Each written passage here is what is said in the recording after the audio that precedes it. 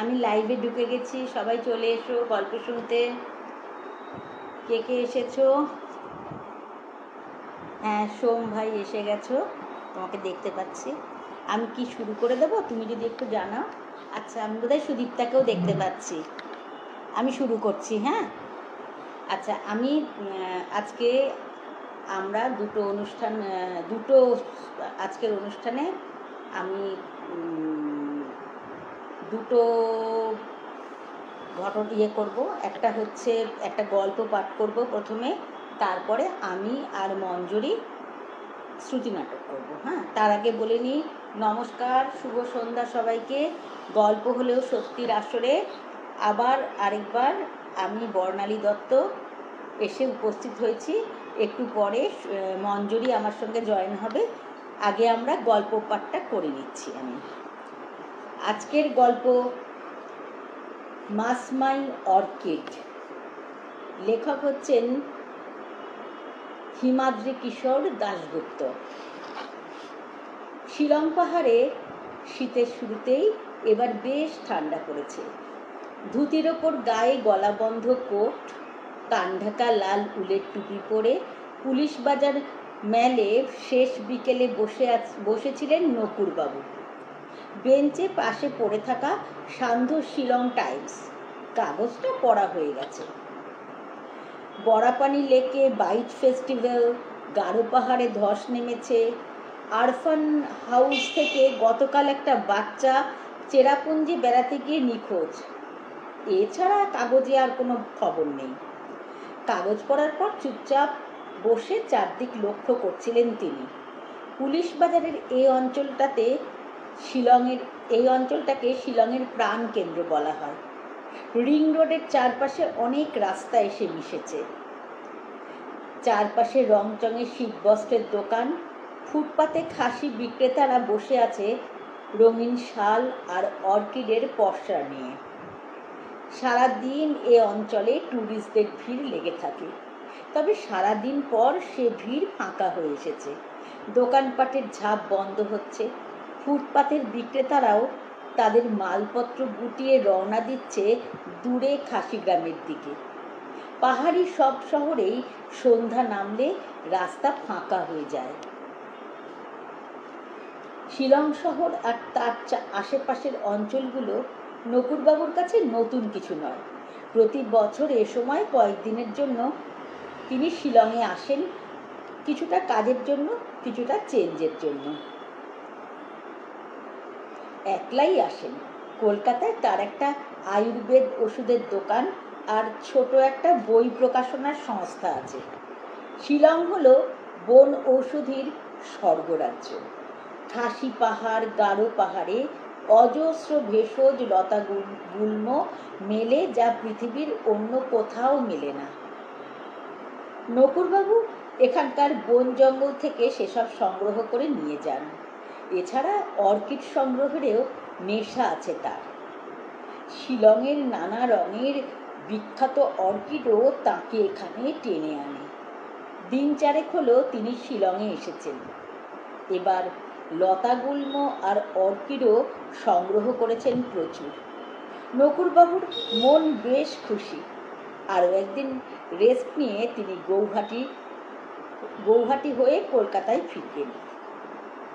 নকুরবাবুর তাড়া তেমন ছিল না।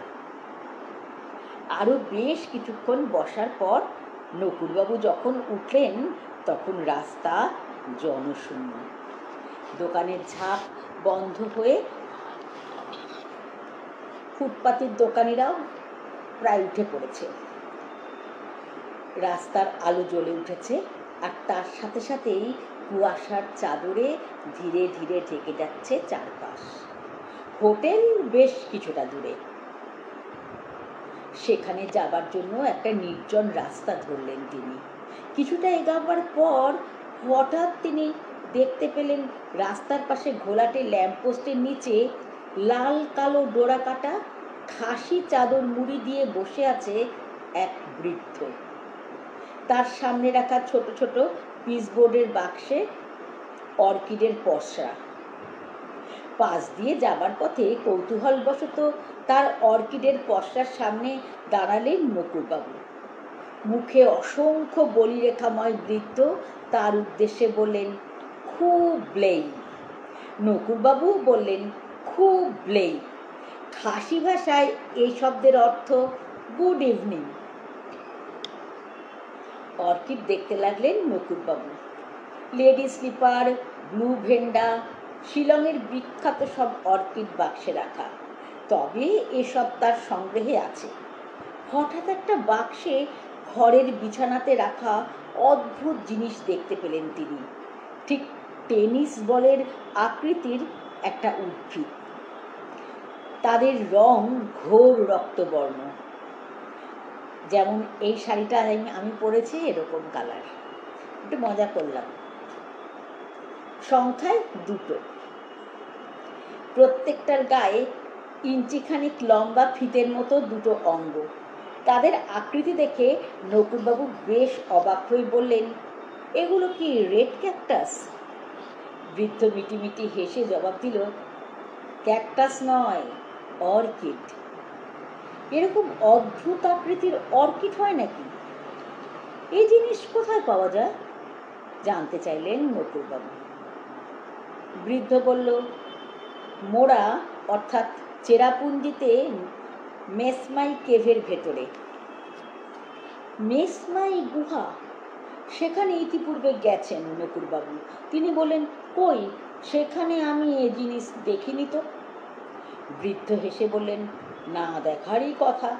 20 বছরে এ জিনিস একবার জন্মায়। তাছাড়া টুরিস্টরা যে পথে গুহায় ঢোকে সে পথে ও জায়গাতে পৌঁছানো যায় না। গুহা অনেক বড়, অন্য পথে সেখানে যেতে হয়।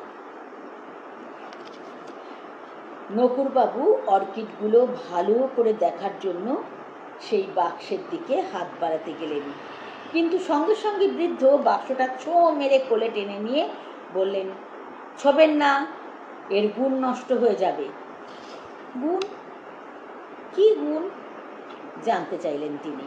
বৃদ্ধ মুহূর্তখানেক চুপ করে থেকে তাকে অবাক করে দিয়ে বলল, এ খেলে মানুষের বয়স কমে যায়। খেলে বয়স কমে?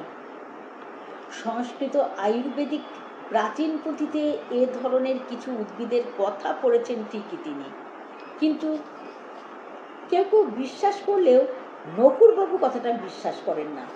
বয়স আবার কমে নাকি? লোকটা হয়তো তার সংস্কার, বিশ্বাস থেকে অথবা খদ্দেরকে প্রলুব্ধ করতে এ কথা বলেছে। তবে জিনিসটা দেখে নকুরবাবুর মনে হলো, ক্যাকটাস না হয়ে সত্যি ওগুলো অর্কিড হয়ে থাকলে ওটা যে রেয়ার জিনিস তাতে সন্দেহ নেই। কোনো বইতে এই অর্কিডের ছবি দেখেননি তিনি। এ জিনিস তাকে সংগ্রহ করতেই হবে। কিছুক্ষণ অর্কিডগুলো দেখার পর নকুরবাবু বেশ কৌশলীভাবে বললেন, বয়স কমার গল্প বলে দাম বাড়িয়ে লাভ নেই। কি দাম নেবে বলো? বৃদ্ধ জবাব দিল, দাম বাড়াচ্ছি না। 1000 টাকা দিলেও এ জিনিস এখন আমি বেচবো না, আমার নিজের কাজে লাগবে। আপনি যদি সত্যি এ জিনিস চান তবে কাল বিকেলে মসমাই কেভের কাছে 7 সিস্টার্স ওয়াটারফলসের কাছে ঠিক সন্ধ্যা নামার আগে চলে আসুন। আমি আপনাকে গুহায় নিয়ে যাব, যত খুশি অর্কিড সংগ্রহ করবেন। নকুরবাবু তার কথা জবাব না দিয়ে তাকিয়ে রইলেন অর্কিড দুটোর দিকে। অদ্ভুত অর্কিড দুটোর প্রতি আকর্ষণ ক্রমেই বাড়ছে। সংগ্রাহকরা পছন্দসই জিনিসের খোঁজ পেলে তা হাতছাড়া করতে চান না, তার জন্য অনেক দূর ছোটেন। তাকে চুপ করে থাকতে দেখে বৃদ্ধ বলল, কি ভাবছেন, গুহায় যেতে ভয় পাচ্ছেন?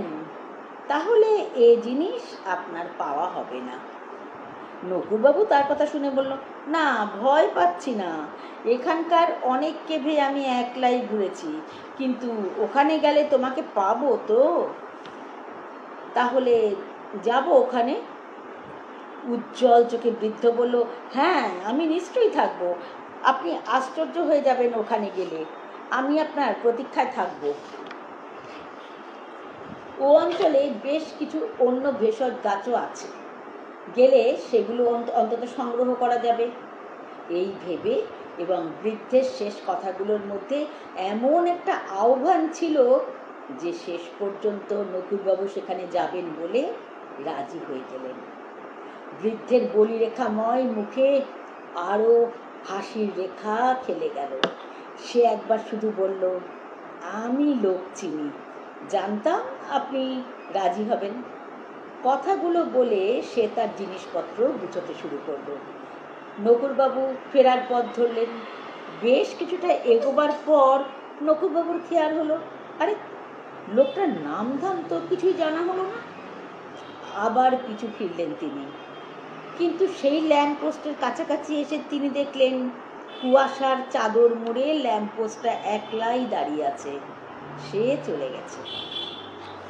নকুরবাবু পরদিন দুপুরবেলার মধ্যেই পৌঁছলেন মসমাইতে। হাতে সময় নিয়েই তিনি এসেছেন, কারণ জঙ্গল থেকে নিজের প্রয়োজনে বেশ কিছু উদ্ভিদ সংগ্রহ করবেন তিনি। খাসি পাহাড়ে অবস্থিত এই জায়গাতে আগেও তিনি এসেছেন। উঁচু জায়গার মাথার ওপর দাঁড়িয়ে আছে পাইন, রডোডেনড্রন, বাঁশ ইত্যাদি গাছের ঘন জঙ্গল। তাছাড়া নানা ঝোপঝাড়ে, বৃক্ষকাণ্ডে নানা ভেষজ লতাগুল্ম এবং অর্কিডের সমারোহ তো আছেই।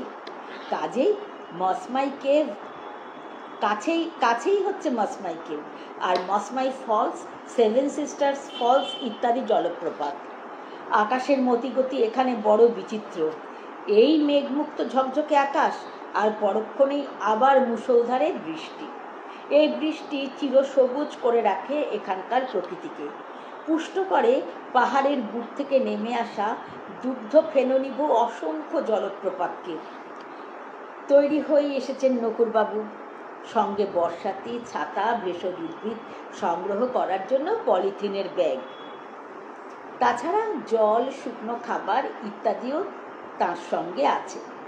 বিকেল হতে ঘণ্টাখানিক বাকি। জঙ্গলে ঢুকলেন তিনি। কাজ মিটিয়ে ঠিক সময় যাবেন কাছেই সেভেন সিস্টার্সে। জঙ্গলে ঢুকে প্রয়োজনীয় গাছগাছড়ার সন্ধান করতে লাগলেন তিনি। কিছু ব্যাগেও ভরতে লাগলেন। তিনি তখন বেশ অনেকটা ভেতরে প্রবেশ করেছেন। হঠাৎ কেউ যেন একটা বিরাট কালো চাদর বিছিয়ে দিল জঙ্গলের মাথায়। তিনি ওপরে তাকিয়ে দেখলেন বিরাট একখণ্ড কালো মেঘ উপস্থিত হয়েছে জঙ্গলের মাথায়। চেরাপুঞ্জিতে এ ঘটনা হামেশাই ঘটে। অন্ধকার নেমে এলো চারপাশে, আর তারপরে শুরু হলো মুষলধারে বৃষ্টি। বর্ষাতি আর ছাতা মাথায় একটা গাছের তলায় দাঁড়িয়ে নকুরবাবু নিজেকে বাঁচাতে লাগলেন। হঠাৎ তিনি দেখলেন কয়েক হাত তফাতে গাছের নিচে দাঁড়িয়ে আছে একটা লোক। পরনে বিবর্ণ হয়ে যাওয়া একটা লং কোট, মাথায় একটা হ্যাট। যদিও টুপিটা তার মুখকে অর্ধেকটা আড়াল করে রেখেছে, তবুও নকুরবাবুর মনে হলো লোকটা যেন তাকেই দেখছে। লোকটাকে ভবঘুরে ধরনের কেউ। নকুরবাবু তাকে দেখতে লাগলেন। লোকটাই প্রথম মুখ খুলে স্পষ্ট ইংরেজিতে জিজ্ঞেস করলেন, আপনি কি ট্যুরিস্ট?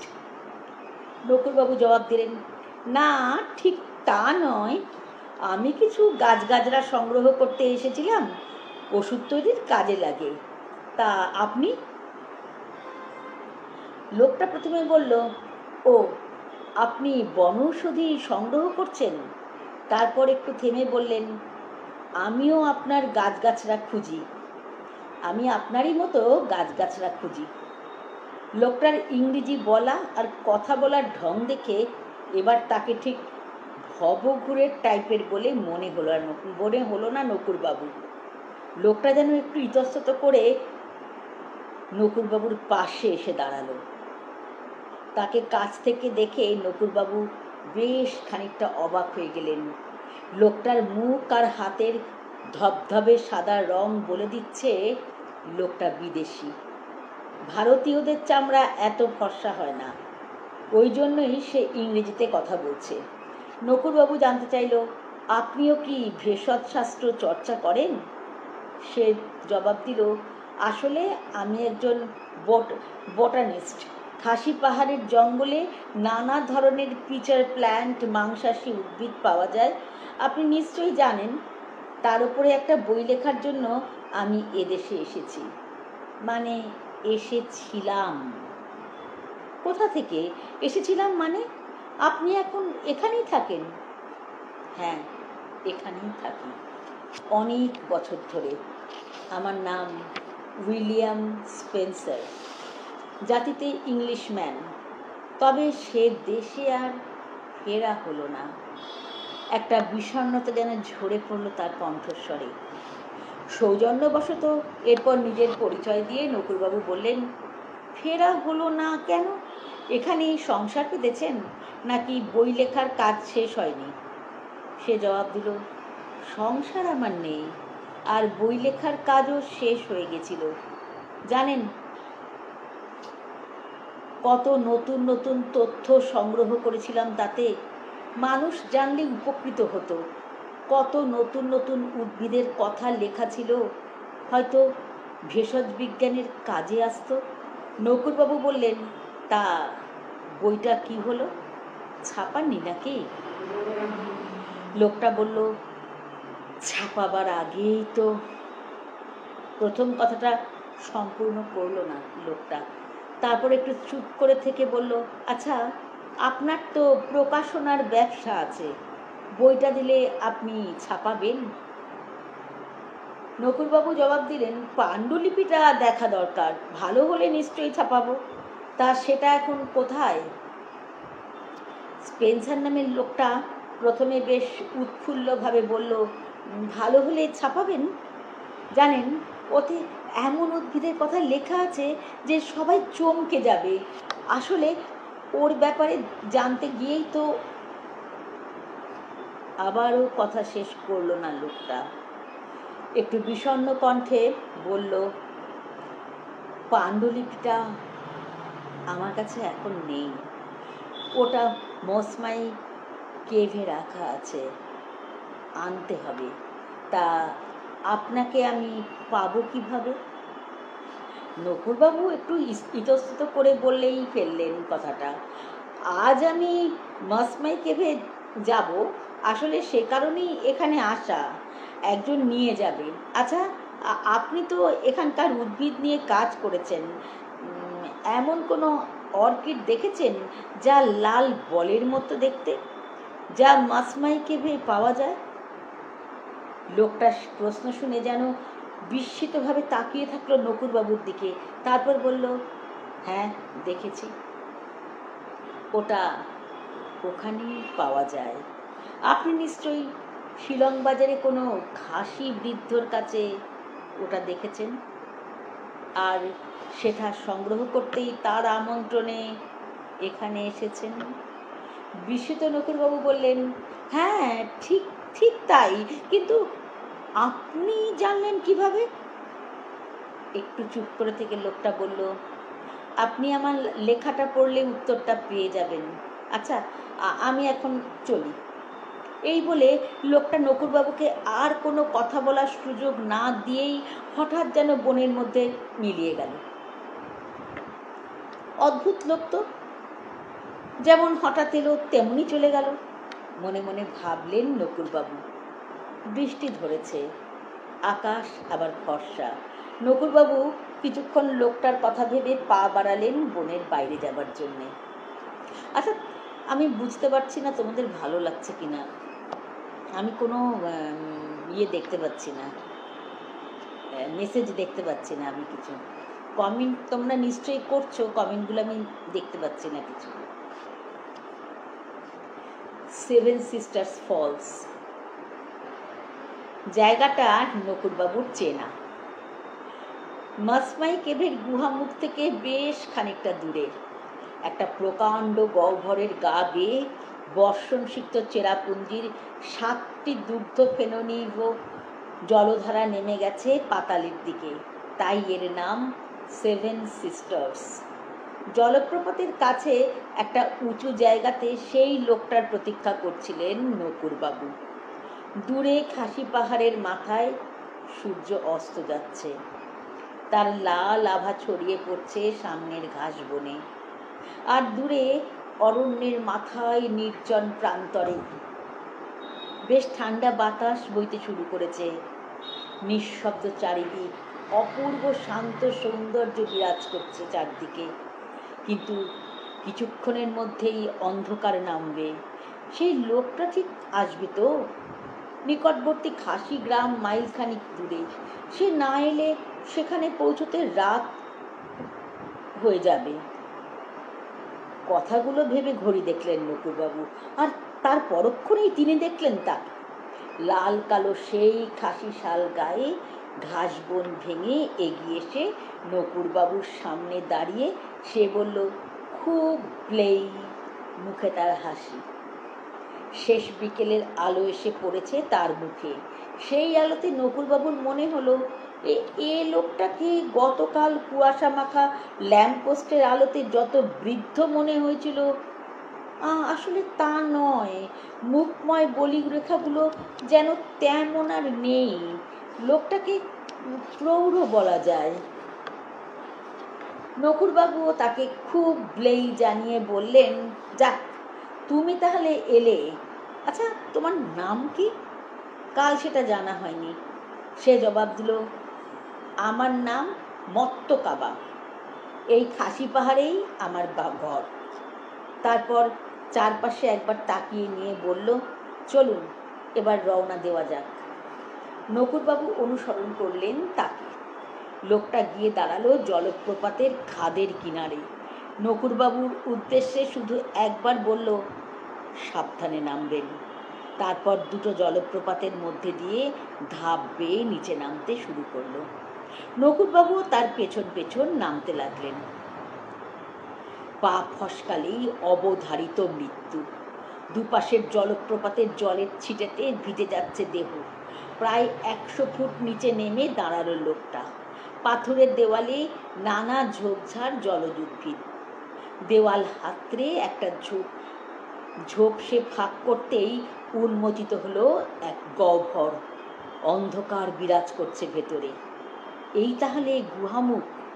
নকুরবাবুকে নিয়ে প্রবেশ করলো ভেতরে। ঠিক তখনই বাইরে ঝুপ করে অন্ধকার নামলো। ভেতরে ঢুকে লোকটা একটা মশাল জ্বালিয়ে নিয়ে চলতে শুরু করলো। সর্পিল গুহা, মাথার ওপর ছাদ, অনেক জায়গায় এমন নিচু যে অনেক সময় হামাগুড়ি দিতে হচ্ছে। দেয়ালগুলো স্যাঁতস্যাঁতে, বরফের মতো ঠান্ডা। মাঝে মাঝে ওপর দিয়ে নেমে এসেছে স্তম্ভের মতো চুনা পাথরের ঝুড়ি। নিঃশব্দে এগোতে লাগলো লোকটা। একবার শুধু নকুরবাবুর প্রশ্নের জবাবে সে জানালো সেখানে পৌঁছতে ঘণ্টাখানেক সময় লাগবে। ঘণ্টাখানেক পর নানা কসরত করে চলার পর নকুরবাবুর তখন কাহিল অবস্থা। মত্তকাবা এবার যেন নিশ্চিন্ত হয়ে বলল, আমরা এসে গেছি। আর তারপরেই ধীরে ধীরে চওড়া হতে শুরু করলো গুহামুখ। হঠাৎ মশালের আলোতে একটা অদ্ভুত জিনিস দেখতে পেলেন নকুরবাবু। দেয়ালের গায়ে আর পাথরের খাঁজে আটকে আছে বাচ্চা ছেলেদের লাল জামা। নকুরবাবু সেটা দেখে থমকে দাঁড়িয়ে বললেন, এ জামাটা কোথা থেকে এলো? লোকটা মুহূর্তের জন্য একবার সেদিকে তাকিয়ে বলল, জানি না, আসুন শিগগির তাড়াতাড়ি পা চালান। নকুরবাবুর মনে হলো ইচ্ছে করেই যেন সে ব্যাপারটা এড়িয়ে গেল। আর কিছুক্ষণের মধ্যেই তারা একটা হল ঘরের মতো জায়গায় উপস্থিত হলেন। মাথার উপরে ফাটল বেয়ে আবছা চাঁদের আলো ঢুকছে সে ঘরে। তারা সে ঘরে পা রাখতেই এক ঝাঁক বাদুড় ডানা ঝাপটে মাথার উপরের ফাটল দিয়ে বাইরে মিলিয়ে গেল। বাদুড় প্রাণীটা এখানকার প্রায় গুহাতেই থাকে। ঘাবড়ালেন না নকুরবাবু। প্রৌঢ় খাসি লোকটার মুখে হাসি ফুটে উঠল। সে বলল, এই সেই জায়গা, আমি একটু জল খেয়ে নিই।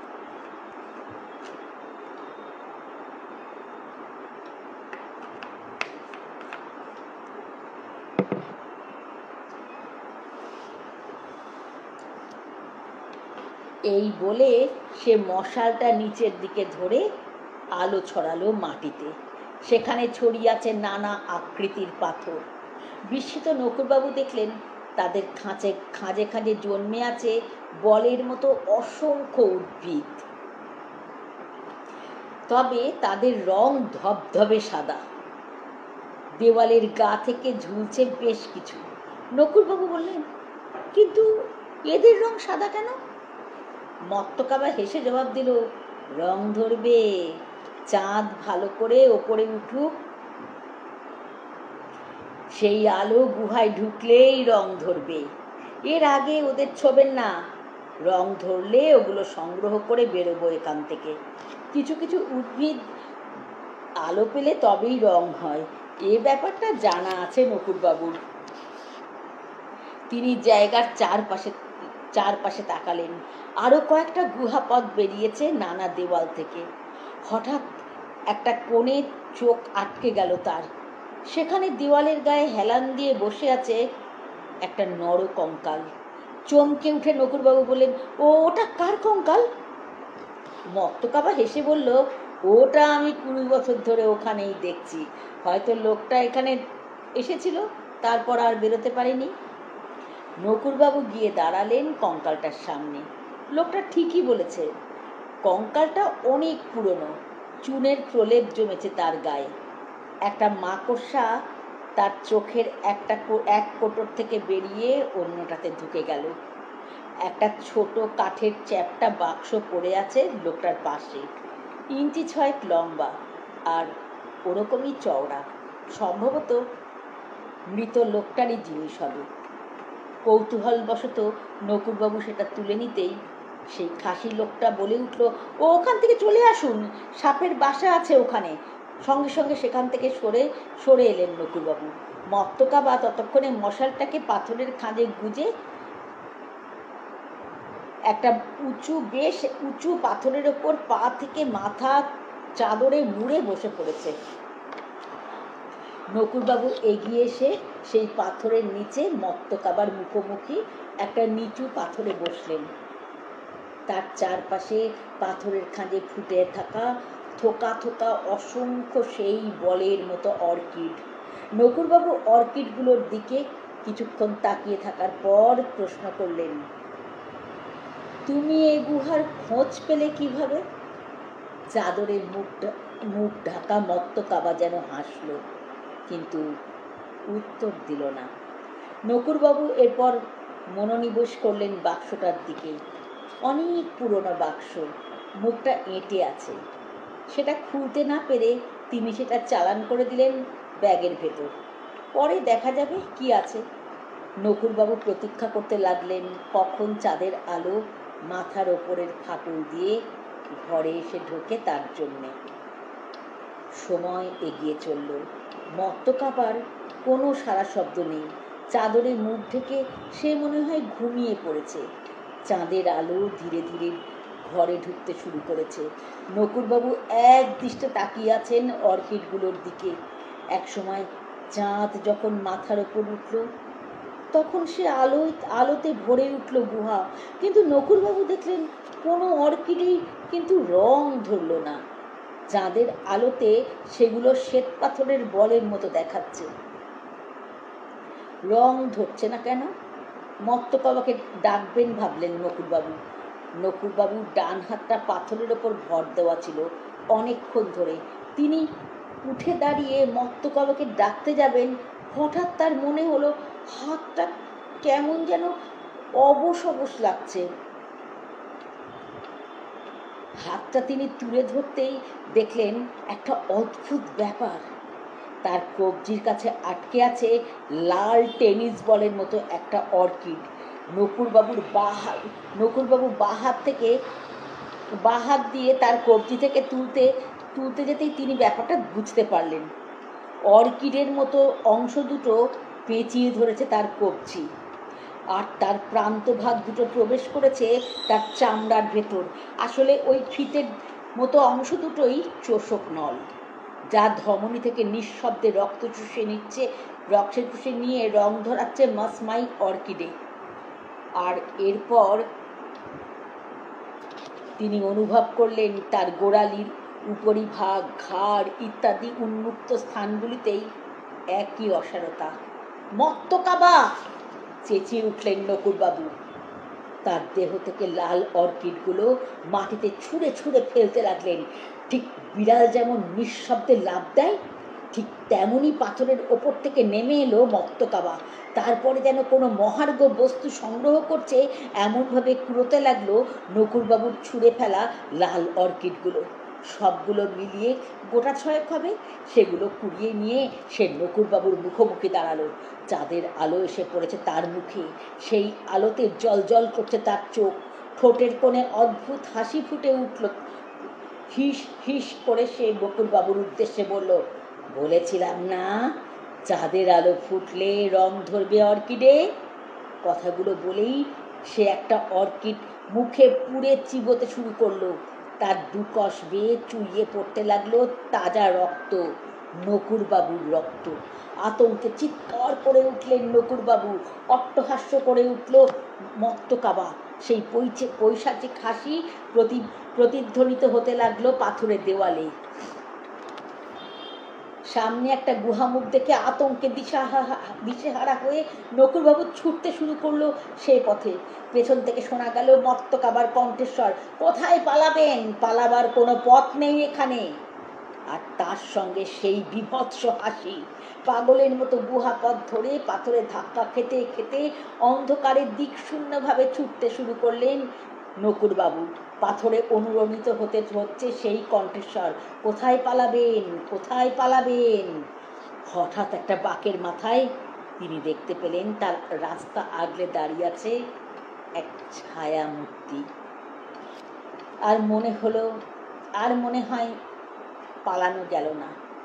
তবে বাঁচার শেষ চেষ্টা করার জন্য নকুরবাবু একটা পাথর কুড়িয়ে নিয়ে সে কাছে এলেই সেটা ছুঁড়ে মারবেন বলে। ঠিক সেই সময় ছায়ামূর্তি বলে উঠল, আসুন, আমাদের সঙ্গে আসুন, নইলে আপনি বাঁচবেন না। এ কার গলা? এ তো মত্তকাবা নয়। তাছাড়া তার সঙ্গে একটা বাচ্চাও আছে মনে হয়। লোকটা আবার সাড়া দিল, তাড়াতাড়ি, মত্তকাবা আপনাকে অনুসরণ করছে, ও এলে আপনাকে বাঁচানো যাবে না। আরে, এ তো জঙ্গলের মধ্যে দেখার সেই লোকটা। তার কণ্ঠস্বর শুনে চিনতে পারলেন নকুরবাবু। পেছনে ধেয়ে আসছে মত্তকাবার পদশব্দ। হঠাৎ সেই রক্ত জল করা হাসি। আর দেরি না করে নকুরবাবু ছুটতে শুরু করলেন তাদের পিছু পিছু। কত সুড়ঙ্গ, কত গুহা মুখ অতিক্রম করে ছুটে চললেন তিনি। শুধু ছুটতে ছুটতে নকুরবাবুর একবার মনে হলো সেই ছায়া মূর্তি দুটোর যেন মাটিতে পা পড়ছে না। সরি, আমি একটু জল খাচ্ছি।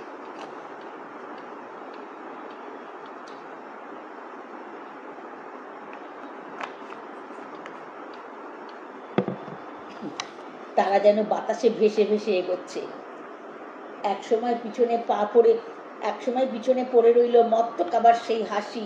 গুহার বাইরে উন্মুক্ত আকাশের নিচে এসে দাঁড়ালেন তারা। এ জায়গা নকুরবাবুর চেনা। দিনের বেলা টুরিস্টরা এ পথেই মাসমাই কেভে ঢোকে। নকুরবাবু তাকালেন তাদের দিকে। লোকটার মুখে আত্মতৃপ্তির হাসি। মনে হয় সেটা নকুরবাবুকে বাঁচানোর জন্য। সঙ্গের ছেলেটার বয়স বছর 10 হবে। সে একটু বিষণ্ণ, গায়ে লাল জামা। নকুরবাবু প্রাথমিক বিহ্বলতা কাটিয়ে বললেন, মত্তকাবার লোকটা কে? স্পেন্সার বললেন, ও আমার আর এই বাচ্চাটার মতো, তবে ওর দেহ আছে। লাল মাসমাই অর্কিড ওর দেহকে যুগ যুগ ধরে বাঁচিয়ে রেখেছে। এই অর্কিড ওকে বৃদ্ধ থেকে যুবক করে তোলে। সে জীবন মৃত্যুর মাঝামাঝি থাকা ভয়ঙ্কর কেউ। নকুরবাবু তার বক্তব্য সম্পূর্ণটা বুঝতে না পারলেও কিছুটা অনুমান করলেন। এরপর তিনি ছেলেটাকে দেখে বললেন, একে? সে বলল, মত্তকাবার শেষ শিকার। গতকালই ওকে এখানে এনেছিল সে। ঠিক 20 বছর আগে যেমন আমি ওর শিকার হয়েছিলাম, যেমন আপনি হতে যাচ্ছিলেন, তবে আপনি ফিরলেন। আমাদের দুজনের আর ফেরা হলো না। নকুলবাবুর মনে পড়ে গেল একজন বাচ্চার নিখোঁজ হবার খবর তো তিনি কাগজে পড়েছেন। নকুলবাবু বললেন, কেন কেন ফেরা হবে না কেন?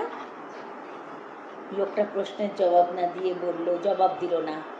একটা বিষণ্ণ হাসি হেসে সে বলল, আপনি যে বাক্সটা পেয়েছেন তার মধ্যে আমার পাণ্ডুলিপিটা আছে, দেখবেন ওটা ছাপানো যায় কিনা। তবে শেষ অনুচ্ছেদটা অসম্পূর্ণই আছে, ওটায় আমি লাল অর্কিডের ব্যাপারে লিখব ভেবেছিলাম। ওই অংশটা নয় আপনি লিখে দেবেন? নকুলবাবু অবাক হয়ে গেলেন তার কথা শুনে। লোকটা এরপর বললেন, ওই দেখুন শুকতারা উঠছে, আলো ফুটবে, শিলং পাহাড় থেকে আজই নেমে যাবেন। ও পিছু ধাওয়া করতে পারে। 20 বছরে একবার ও যুবক হবার সুযোগ পায়। আপনি ভালো থাকবেন। কথা শেষ করলো স্পেন্সার, আর তারপর সেই ছেলেটার হাত ধরে যেন বাতাসে মিলিয়ে গেল। কিছুক্ষণের মধ্যেই দিনের প্রথম সূর্যকিরণ দেখা দিল খাসি পাহাড়ের মাথায়। ট্রেনের কম্পার্টমেন্টে সহযাত্রীর সঙ্গে গল্প করছিলেন নকুলবাবু। গৌহাটি স্টেশন থেকে কলকাতাগামী রাতের ট্রেন ছাড়বে করছে। খাসি পাহাড় থেকে শিলং হয়ে বেলাবেলি গৌহাটি নেমেছেন তিনি। ভয়টা তার এখন অনেকটা কেটে গেছে। তার মনে হচ্ছিল মাসমাই কেভের ঘটনাটা যেন নিছকই একটা দুঃস্বপ্ন ছিল। তিনি বেশ গল্প করছিলেন বাইরে ট্রেন ছাড়ার আগে শেষ মুহূর্তে লোকজনের হাঁক ডাক, ব্যস্ততা। নকুলবাবুর মুখোমুখি জানলার পাশে বসে থাকা এক যাত্রী বাইরের দিকে তাকিয়ে নকুলবাবুর উদ্দেশ্যে হঠাৎ বলে উঠল, আরে দেখুন দেখুন, কি সুন্দর ক্যাকটাস। নকুলবাবু বাইরে তাকালেন। বেশ কয়েক হাত তফাতে ভিড়ের মধ্যে লাল কালো খাসি শাল গায়ে দাঁড়িয়ে আছে একজন। হাতে ধরা বাক্সে রাখা লাল বলের মতো দুটো মাসমাই অর্কিড। মুহূর্তের মধ্যে নকুলবাবু চিনতে পারলেন তাকে, মত্ত কাবা। যদিও তার বয়স এখন আরও কমে গেছে, প্রায় যুবকই বলা যায় তাকে। রাতের প্ল্যাটফর্মে শিকার ধরতে এসেছে সে। তাকে দেখার সঙ্গে সঙ্গেই নকুলবাবু ঝপ করে জানলার লোহার ঝাপটা নামিয়ে দিলেন। সঙ্গে সঙ্গে ট্রেনও দুলে উঠে চলতে শুরু করলো। বিস্মিত শহরযাত্রী প্রশ্ন করলো, কি হলো মশাই? নকুলবাবু জবাব দিলেন, আমার আবার ঠান্ডার ধাত আছে, তাই জানলা বন্ধ করেই দিলাম।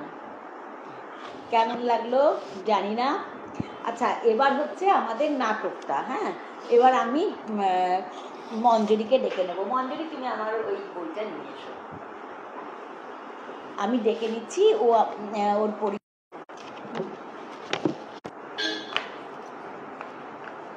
আচ্ছা, এ হচ্ছে মঞ্জুরি। নমস্কার। হ্যাঁ, মঞ্জুরি হচ্ছে আমার ভাই বউ। আচ্ছা, এইবার আমরা যেটা করব,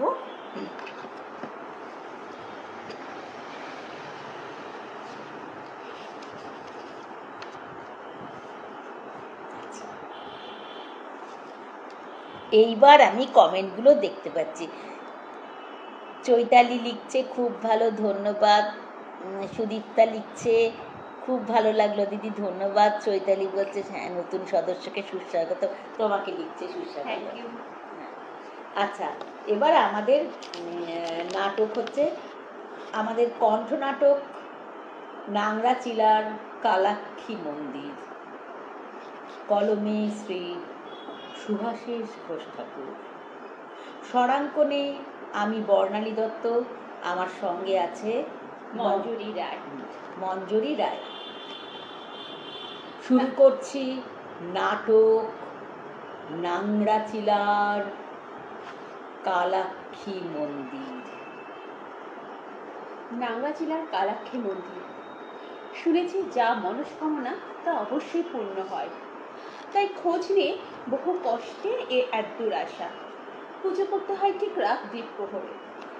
সন্ধে হতেই একটাও মানুষ নেই কোথাও। ভয়াবহ পরিবেশ, ঘুটঘুটে অন্ধকার। কেবল দেবীর সামনে প্রদীপটুকু জ্বলছে। মন্দির প্রাঙ্গণে ঢুকে মেইন দরজাটা বন্ধ করেই দিয়েছিলাম। রাত তখন হয়তো প্রায় 1টা। হঠাৎ সেই দরজার বেশ জোরে কড়া নাড়ার শব্দ। কে? আমি তোমারই মতো একজন, এসেছি কালাক্ষী মায়ের টানে। দরজাটা খোলো। ভয় নেই, আমি একা।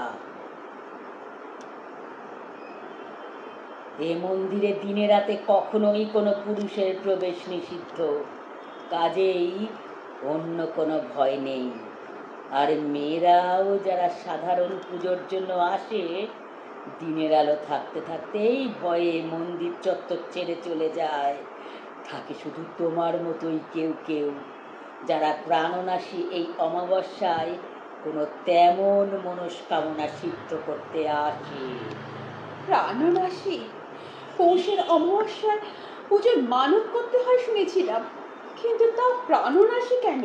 এই ভয়াল অমাবস্যায় কোনো সাংঘাতিক ও কামনা যা চাওয়া যায় তাই পূর্ণ হয়। তার বদলে কালাক্ষী দেবী তার কাছ থেকে কিছু না কিছু আদায় করে নেয়। কারো কথা বলা বন্ধ হয়ে বোবা হয়ে যায়, কেউ অন্ধ, হাত পা অসাড় হয়ে পঙ্গু হয়েছে কেউ কেউ, কারো কারো তো গেছে প্রাণও, দেহ পাওয়া গেছে পরের দিন সকালে মৃত। জানি, তবুও এসেছি নিজের প্রাণের বদলেও যদি বাঁচাতে পারি আমার বিশেষ একজনকে।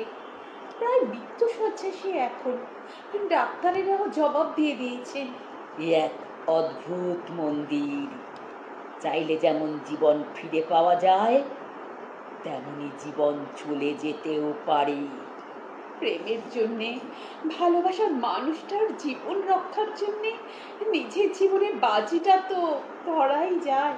হ্যাঁ, সেই জেদ নিয়েই তো একসময় আমিও, আমার স্বামীর বাচ্চার শখ ছিল প্রবল, বিভিন্ন ডাক্তার ওষুধ চিকিৎসা। বিয়ের 7 বছর পর বুঝলাম আমার মা হওয়া অসম্ভব। শেষে সবার বারণ ভয় ডর উপেক্ষা করেই ছুটে এসেছিলাম এখানে, এই মন্দিরে। ফল হয়েছিল? পূর্ণ হয়েছিল তোমার কামনা? কি বলি বলো তো, পূর্ণ তো হয়েছে বটেই। আমার স্বামীর এখন 3 সন্তান, 2 মেয়ে 1 ছেলে, কিন্তু প্রত্যেকেই কিছু না কিছু শারীরিক বা মানসিক ত্রুটিযুক্ত। সে কি? আচ্ছা, কথা বলতে বলতেই সময় পেরিয়ে যাচ্ছে না তো? প্রেত সিদ্ধ কাপালিক বলে গেলেন রাতে ঠিক দ্বীপ প্রহরে দেবীর সামনে ধূপ দীপ সহ পূজার উপাচার সাজিয়ে বসে প্রার্থনা করতে। কেউ জানায়নি তোমায়? ওই যে ন্যাড়া বেল গাছ, ওখানেই ঠিক রাত্রি প্রহরেই একটা ধূসর পেঁচা এসে বসে এই অমাবস্যায়, আর চারপাশ থেকে শোনা যায় প্রহর মেপে শৃগালের রব। আর কি আশ্চর্য, সেই সময় নিস্তব্ধতা খান খান করে ডেকে ওঠে অজস্র তক্ষক। এই নিশুতি রাতে জনশূন্য নিখস অন্ধকার, এই ভয়াবহ পরিবেশ। তাই তুমি যা যা বলছো ভয় যে আমার বুক কেঁপে উঠছে। আচ্ছা, তোমার মনস্কামনা তো পূর্ণ হয়েছে, আজ তবে তুমি আবার এই মন্দিরে কেন? সন্তানগুলো আমার স্বামীর, ওর দ্বিতীয় পক্ষের, আমার তো নয়। তবে তো এই মন্দিরে এসে কালাক্ষী দেবীর পুজো করেও তোমার মনোবাঞ্ছনা পূরণ হয়নি, এমনও হয়? পুজো যদি একবার শেষ করতে পারো তবে মনোবাঞ্ছা পূর্ণ হবে, কিন্তু কিন্তু আমার যে। তোমার পুজো সম্পূর্ণ হয়নি? কিন্তু কেন? ওই দেখো, পেঁচাটা এসে বসলো ন্যাড়া বেল গাছটায়, ঘাড় ঘুরিয়ে দেখছে আমাদের। সেদিনও ঠিক এমনই, রাত্রি প্রহরের একটু আগেই এসে বসেছিল পেঁচাটা। হঠাৎই খুব কাছেই শিয়ালদের মিলিত ভয়ঙ্কর রব। উঠে ধূপ দ্বীপ জেলে পুজোর প্রস্তুতি হচ্ছিলাম আমি তখন। কি ভয়াবহ ওই শৃগালের মিলিত ডাক! এবার তবে আমিও পুজো জুড়ে প্রস্তুতি নিই। হ্যাঁ চলো, প্রতিটা বিল্লুপত্রে নিজের বুকের তাজা রক্ত মাখিয়ে দাও, ও ও ওই যে দেবীর হাতের খড়গ, ওই দিয়ে চিরে নাও তোমার বুকের মধ্যভাগ। দাঁড়াও, ও খড়গ আমি নামিয়ে দিচ্ছি। কি করছো তুমি? নামাও খড়গ, নামাও। কি সাংঘাতিক ধারালো খড়গ, নামাও বলছি।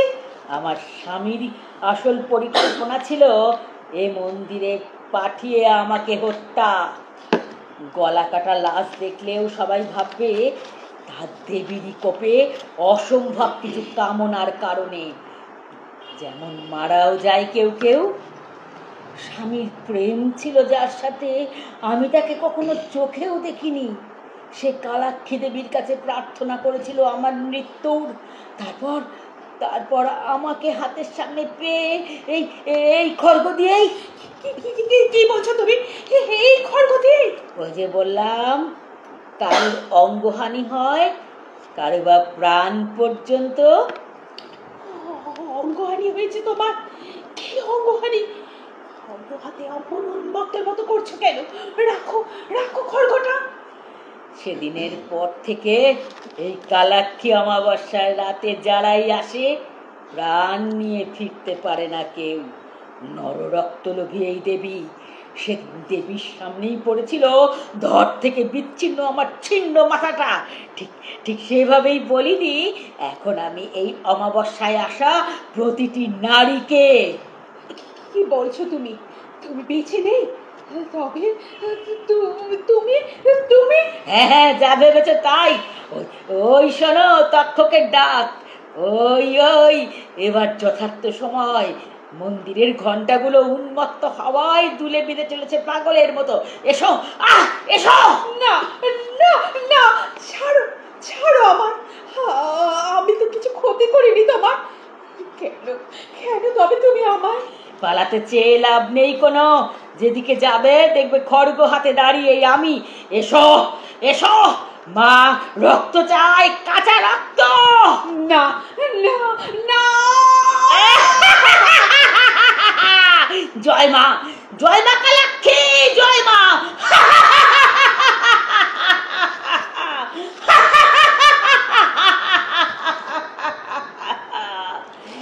নমস্কার, শেষ হলো আমাদের অনুষ্ঠান। কেমন লাগলো? ঠিক আছে, আমি কমেন্টসগুলো পরে দেখে নিচ্ছি। ধন্যবাদ সবাইকে, যারা ছিলেন সবাইকে অনেক অনেক অনেক ধন্যবাদ। হ্যাঁ, এরপরে আমি মঞ্জুরিকে নিয়ে মাঝে মাঝে আসবো। আমি শেষ করছি। শুভরাত্রি।